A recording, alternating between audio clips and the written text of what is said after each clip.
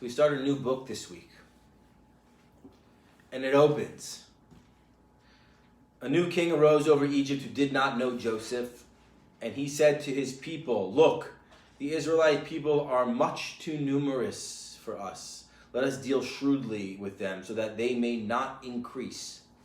Otherwise, in the event of war, they may join our enemies in fighting against us and rise from the ground." So they set taskmasters over them to oppress them with forced labor. The themes of this parsha, in fact, the whole book of Exodus, are suffering and liberation, justice and injustice, exile and redemption. They all play a prominent role throughout our whole narrative. But what is exile, and what does it mean to be redeemed?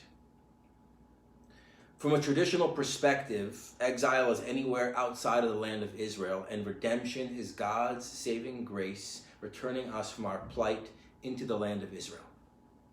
And for me, the borders of exile and redemption do not end with this traditional understanding.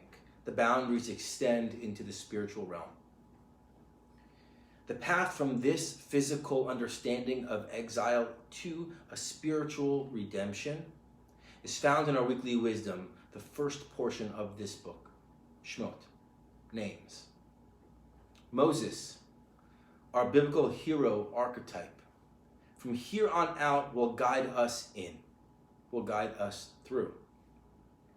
In his exploration of what exile and redemption mean, Moses will be called to understand exile's relationship to suffering and injustice, and redemption's relationship to liberation and justice. Moses will learn these lessons first from the women who surround him. From the outset of the book of Exodus, the midwives defy Pharaoh's command to kill all baby Hebrew boys. Nahum Sarna teaches us their defiance of tyranny constitute history's first recorded act of civil disobedience in defense of a moral imperative. Their fear of God connotes a conception of God as one who makes moral demands on humankind. It functions as the ultimate restraint on evil and the supreme stimulus for good. The next savior, Susan Nidich teaches us, is Moses' mother, who defies Pharaoh by hiding her son and preparing a basket that saves him from his own death. When Pharaoh's own daughter discovers the crying boy among the reeds of the Nile, she recognizes immediately that this must be one of the Hebrew children doomed to death by her father. Moved by empathy and humanity, she too defies the king when she rescues the boy. The baby's sister then appears, offering to secure a nursemaid, who just happens to be Moses' own mother. Through this conspiracy of enterprising women who collaborate with each other across ethnic, class, and religious lines, the future leader of Exodus is spared, and with him the entire people Israel. The climate around Moses' birth story and upbringing are most definitely unique. And the next thing we hear about Moses is that he has grown up and he goes out to see what's happening in Egypt. First thing he sees is an Egyptian beating a Hebrew. And in this moment, something in Moses clicks. He is an Egyptian prince, and he identifies with the kinfolk, the Hebrew slaves, and their oppression. And the sense of injustice overwhelms him. He takes matters into his own hands, and in one act, killing this taskmaster, burying him in the sand, his path is forever changed. And while I do not condone violent behavior, in fact, something that I read that I like a lot in Isaac Asimov's book, Foundation, one of his characters says, violence is the last refuge of the incompetent. Violence is the last refuge of the incompetent. So that's something that I'm sticking with right now. Rabbi Yaakov Kuli, writing in the 18th century in Turkey, teaches us that righteousness begins when one sees the yoke others bear. His actions are known, and Moses has to flee town, get out of Dodge. And before the communal exodus can commence, Moses has his first individual exodus moment. Moses is alone outside of the palace that he grew up in. He is experiencing an inner exile moment in a rugged landscape he does not know, trying to reconcile his double identity, his actions, and what is his calling. It is a pivotal time for Moses. And in this moment, he meets his wife Tzipporah at a well, and he becomes a shepherd. Rabbi Dean Steinsaltz teaches us, one who relates to himself or herself strictly as an individual will never leave Egypt. He or she manages to convince himself that he has it good, so things are good for him. Why should he change? Why should she change? Only one who is aware of his or her situation, who understands that he is in exile, has a chance of leaving it for good for the spacious land. Awareness of exile begins the moment there is a sense, which sometimes comes from within and sometimes comes from without, that the problem is not just a personal problem, but an overall problem of disharmony. Moses witnesses the suffering and injustice of the Hebrew slaves, and he awakens to the inner truth that exile does not only mean living outside the land of Israel, but exile exists in the mind, in the body, and the heart of the perpetrators of injustice and all who suffer at the hands of injustice. This Egyptian prince, Moses, realizes that he too has been living in exile in the Egyptian palace, and his actions of standing up against injustice, against the oppressors, began his journey of reconciling an inner disharmony of who he was up to this point and who he is called to be. This is where we find him, wandering in the wilderness, happening upon a shrub that will forever alter his future. God calls to Moses, and he responds, Hineni, here I am. Remove your shoes, God says. Get in contact with the earth. Remove the obstacles in your life that are preventing you from hearing your calling. Continue shedding your identity that you are other, that you are disconnected from those who are oppressed. For God is found in all, from the lowly bush to the oppressors to those being oppressed.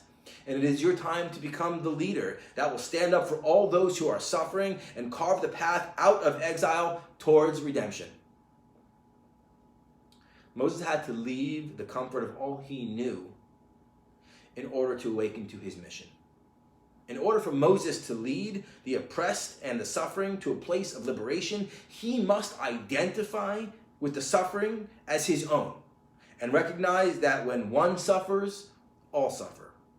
When one oppresses an individual or a people, all feel the effects of the oppression. This for me is a timeless truth. We journey with Moses as he too awakens to this truth, and he knows what he must do. But he's terrified, and he tries to get out of this role multiple times. And I'm sure we can all identify with this resistance. I see their suffering, but it's not mine. I'm not good enough or worthy enough to lead. Please let someone else do it. Even with all the wonders that God shows Moses, he's still afraid. The people won't believe me. They won't follow me. God says, I am Ehyeh Asher Ehyeh, a powerful name for God. In essence, I understand this name for God to mean I will be what I will be. I am dynamic and growing alongside you. You are not alone, Moses, as you awaken to the exile within. I am with you in this moment of exile, and I will be here to support you as you hear the cries of the oppressed, as I hear the cries of the oppressed, and together we will do what we can to redeem the suffering from an unjust world. Can you hear God saying this to you today?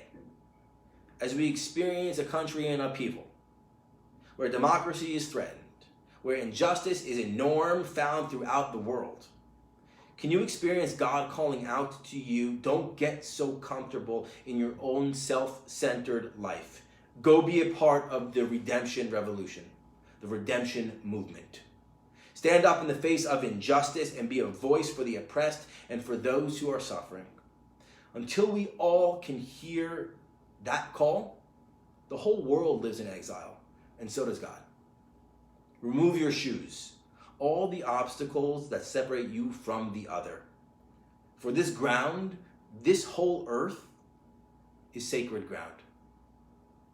This earth is our sanctuary. Kulam ke'echad, all of us is one. And while we're all called individually to awaken to the truth that to be in exile is to be disconnected from those who are suffering and oppressed, and redemption is when we choose to identify and support those in need, we need not embark on this realization alone. Moses too had support. God says to Aaron, his brother, go to the wilderness to meet Moses. And he went and he met him at the mountain of God and he kissed him. The Midrash Rabbah teaches us that this verse in Psalms refers to this moment when it says, benevolence and truth have met together, righteousness and peace have kissed. Benevolence is Aaron, truth is Moses, righteousness is Moses, peace is Aaron. Like Moses and Aaron, we are agents of benevolence and truth, righteousness and peace. And it is our duty to increase this energy in the face of all injustice. When the power of love overcomes the love of power, the world will know peace, Jimi Hendrix preaches. As our nation stands at the precipice of a transition of leadership, of healing from a pandemic, of witnessing the rampant injustice throughout the world, my prayer is that we all awaken to our true potential to love and care for the other. That in times of division, in exile, it's like being in Mitzrayim, in a narrow place, and we are called to awaken to the power and possibility of unification. Following in the footsteps of Moses, may we recognize that exile is when we are separate from the whole, when we don't recognize someone's plight as our own. May we remember that this earth is our sanctuary and all of us one family. May we foster peace and stand up to support the cry of the other. This is the only way out of exile. This is the only way towards redemption.